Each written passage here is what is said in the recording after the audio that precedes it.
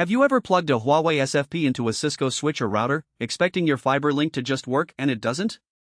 The port shuts itself down, and you're left staring at an error. It's not because the SFP is faulty. It's because Cisco is playing favorites. Think of it like a father with two sets of children, his own kids, and another man's child living under the same roof. When his own children walk through the door, he doesn't ask questions. He just lets them in. But when the other child shows up, even if that child is well behaved, even if they're carrying exactly what the house needs, the father stops them at the door. He checks their face, doesn't recognize it as his own, and locks them out.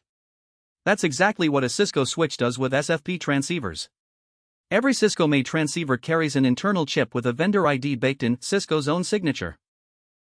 When you plug it in, the switch reads that signature, recognizes it as its own child, and lets it straight through. But plug in a Huawei transceiver, or any third-party module, and the switch reads a different signature. It doesn't recognize the face. So it shuts the port down and throws an error, unsupported transceiver.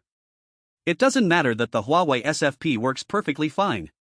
It doesn't matter that it's carrying the exact same signal as Cisco One would. The switch isn't checking competence, it's checking bloodline. So how do you get the father to open the door for the other child too? You need someone the father trusts to vouch for that child, to say, treat this one the same as your own. On a Cisco switch, that's the command service unsupported transceiver. It tells the switch, stop checking the signature, let this transceiver in regardless of who made it. Sometimes that's not enough on its own. The switch still has a second guard at the door, ready to shut things down automatically.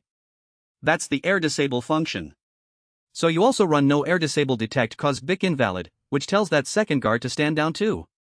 Once both commands are in, remove the SFP and plug it back in, or shut and reopen the port, and the Huawei transceiver gets treated exactly like a Cisco one. No more favoritism. Every child, son or not, walks through the same door.